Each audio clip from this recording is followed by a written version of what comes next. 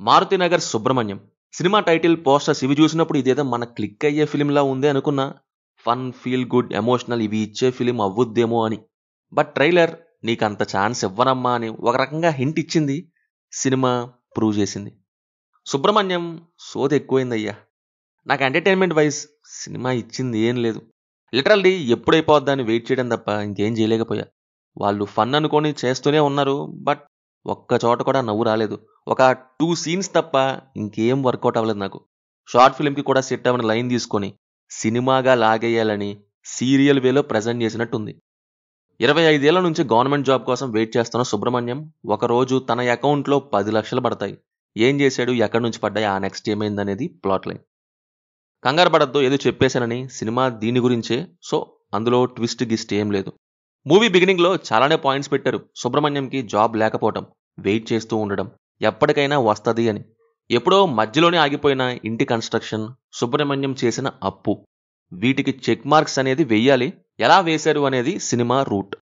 ముందు 30 to 40 minutes Allu Arjun movies references పేరుతో చిరాకు తెప్పించారు. ఫస్ట్ డైరెక్టర్ అల్లు అర్జున్ ఫ్యానా లేక యాక్టర్ అల్లు అర్జున్ ఫ్యానో ఏమో గానీ అసలు అవసరం ఏముందండి. సుబ్రహ్మణ్యం గురించి సినిమాకి వస్తే అల్లు అర్జున్ గారు ఆయన మూవీస్ గురించి, గీతా ఆర్ట్స్ గురించి ఇవన్నీ నాకెందుకు అనే ఫీలింగ్.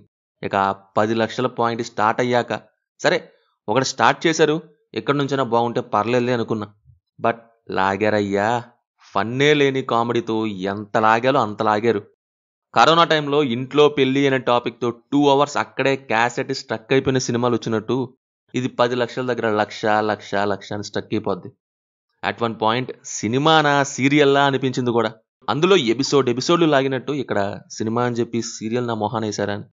ఒక చోట కళారాణి సుబ్రహ్మణ్యంపై గట్టిగా అరుస్తుంది మనీ విషయంలో. ఆ scene and Subrahmanyam ATM scene, ఇవే ఇందులోని ఓన్లీ గుడ్ సీన్స్ నా ఊరుకు. ఇక్కడ ఏమైందంటే, ఫర్ ఎగ్జాంపుల్ మనీ విషయంలో గట్టిగా అరిచే సీన్ అని చెప్పా కదా, ఆ సీన్ బాగుంటుంది. ఫీల్ అయ్యే లోపే సడన్గా కట్ అయ్యి అర్జున్ అండ్ తన సోదిలో లవ్ ట్రాక్ వచ్చేస్తుంది. ఏమండి ఒకడు వేరే ఏ వర్క్లోనూ ఉండడా? ప్రతిసారి వాడికో నిబ్బి లవర్ ఉండాలి, ఆ లవర్ని కెలకాలి, ఇదేనా?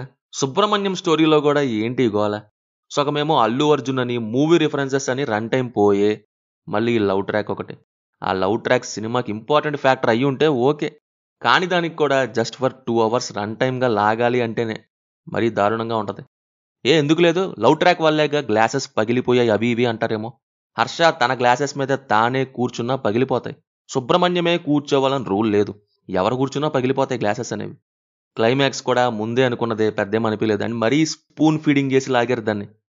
ఏమో గైస్, నాకైతే 10 లక్షల చుట్టూ నడిపించినవే ఎక్కడా ఫన్ కానీ ఇంట్రెస్ట్ కానీ క్రియేట్ చేయలేదు. పర్ఫార్మెన్సెస్ వైజ్ రావు రమేష్ గారు ఇంట్రెస్టింగ్గా అనిపించకపోయినా గెంటుకుంటూ వచ్చింది ఓన్లీ ఆయన యాక్టింగ్ వల్లే. డైలాగ్ డెలివరీ అండ్ యాక్టింగ్ చాలా బాగుంది. రావు రమేష్ గారిలోని విలనిజంని, కామెడీని యూజ్ చేసుకుంటారు చాలా మంది. బట్ ఆయన ఎమోషనల్ బీట్స్ నెక్స్ట్ లెవెల్ ఉంటాయి. ఎవరైనా అప్కమింగ్ ఫిల్మ్స్లో యూజ్ చేసుకోవాలంటే యూజ్ చేసుకుంది. ఐ మీన్ ఫుల్ ఫ్లెడ్జ్డ్గా. ఇంద్రజ గారు పర్లేదు, సీరియల్స్ ఎక్కువ చేయడం వల్ల ఏమో కొంచెం ఆ టైప్ యాక్టింగ్ ఇక్కడ రిఫ్లెక్ట్ అయ్యేది చాలా చోట్ల. Remaining all okay. బీజిఎం అన్నీ ఏవో ర్యాండమ్ వన్స్ లాగే ఉన్నాయి. ఒక సాంగ్ అయితే యావరేజ్. ఫైనల్లీ ఎంటర్టైనింగ్ అయితే లేదు నాకు. Decision is yours. No adult scenes, no bad language. So ఇది మారుతినగర్ సుబ్రహ్మణ్యం మూవీ గురించి. సినిమా చూసుంటే మీకు ఎలా ఉందో కింద కామెంట్స్లో మాతో తప్పకుండా షేర్ చేసుకోండి. రివ్యూ నచ్చితే మన ఛానల్ని సబ్స్క్రైబ్ చేసుకోండి. Will meet in next video. Thank you. జై హింద్.